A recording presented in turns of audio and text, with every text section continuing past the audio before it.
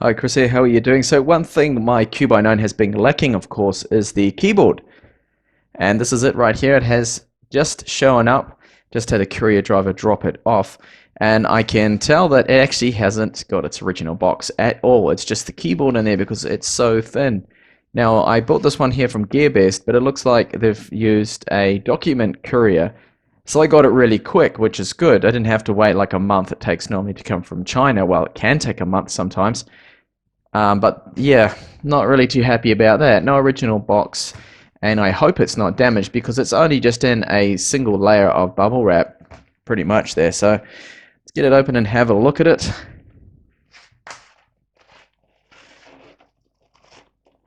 And try not to scratch the keyboard up either. Okay, it has got a thin, tiny piece of wrap around it that just doesn't offer really any protection. Alright, so it's a type cover style keyboard that you could say is copying the Microsoft Surface.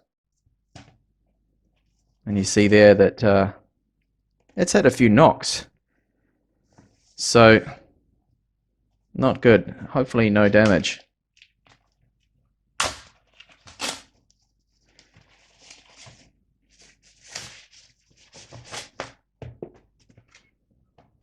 Okay, so there it is. Actually, it looks a lot better than what I thought it would be. This is very similar to the Surface Pro 3 keyboard, the way it looks, the size of it, because if you're familiar with the Surface Pro Type Cover 4 keyboard, this one right here, they changed things. They increased the trackpad and made it a lot larger, but this trackpad, the size of it, does definitely reminds me of the Surface Pro 3 and the way the keyboard size is.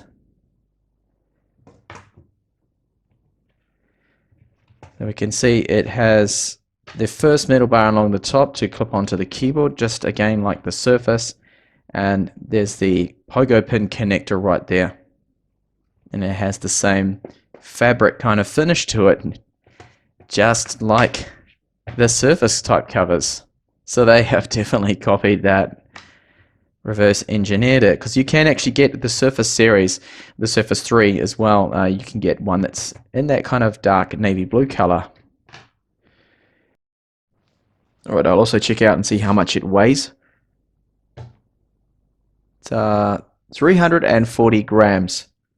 If we compare that to the Surface one. Also forgot to mention that the Surface one, of course, is backlit. This Cube type cover isn't. But I mean, hey, it's what you get for the price, and I think it's quite good what it is. That's 309 grams, the Surface one. And have a look at the thickness as well, and the combined weight. So it's not actually that thick at all, this. It's quite good. So about 5.5 millimeters there. And I think the Surface is around 5 millimeters as well. So there we go, 5. So not bad at all. And just clip them both together.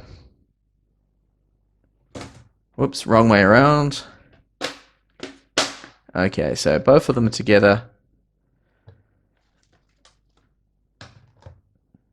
That is 1.33 kilos for the whole package, which is a little heavy for a tablet there. But I mean, again, I don't actually think it's too bad. And the total thickness of both keyboard and tablet together is 17 millimeters. And let's have a look at how it docks into the Cube i9 here. Should just clip in. And it does. So that's the first level when it's flat.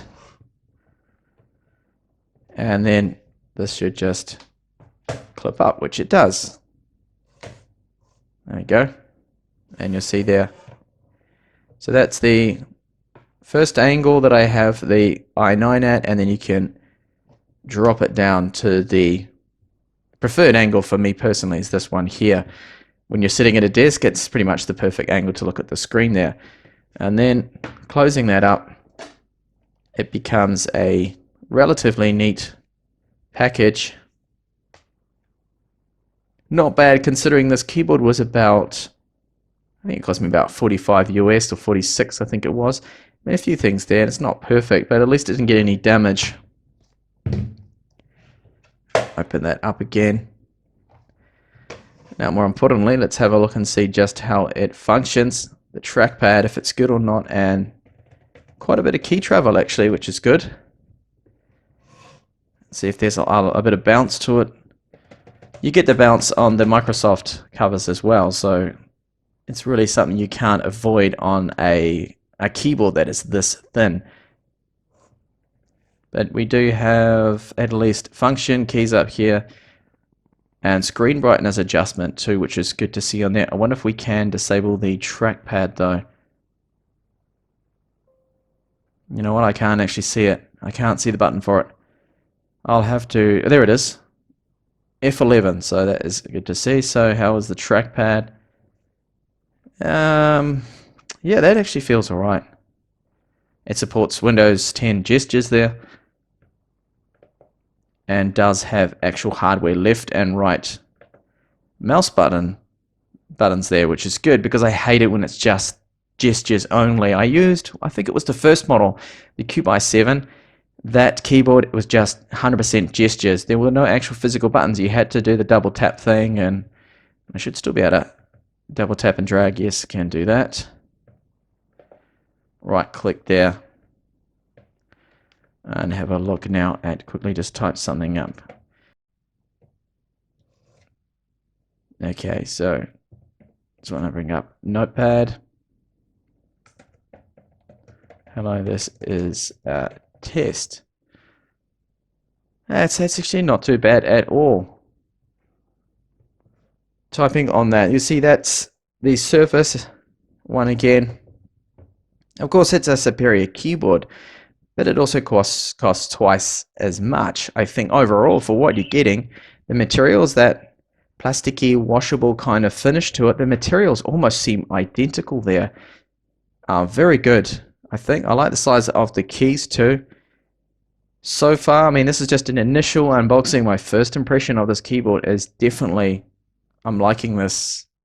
As a Surface Pro user myself, this is definitely very similar to the Surface Pro 3 ones. Okay, the key style is a little bit different there, but I mean, overall, quite good. And I do like the way how that has the two levels there as well. So if you like typing completely flat, or if you want the better ergonomics, then you just clip it up like that. But having it clipped up, it's a little harder actually to reach and touch the screen down here. So that was a problem too on the Microsoft. So going down here to touch Notepad, okay, a little more difficult. Okay, so that is the type cover there for the Cube i9. Thank you for watching this video. I will be back with a full review of this tablet in hopefully a few days, so stay tuned for that. Bye for now.